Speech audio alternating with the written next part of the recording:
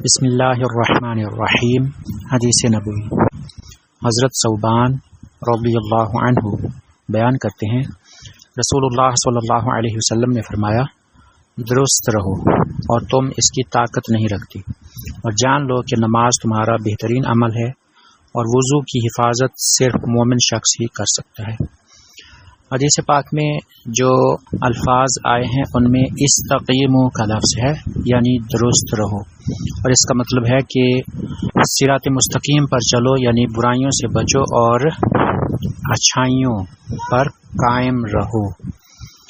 فرمایا کہ کوشش کرو کہ ایسا کرو، لیکن پورا مکمل طور پر استقامت یعنی سیدھے راستے پر رہنا یہ ممکن نہیں ہے، یعنی اعمال میں ایسا ممکن نہیں ہے انسان کے لیے، انسان کی کچھ کمزوریاں ہیں۔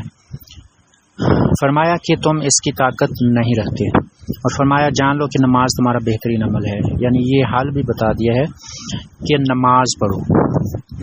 قرآن مجید میں اللہ نے فرمایا ہے کہ نماز بے حیائی اور برے کاموں سے روکتی ہے۔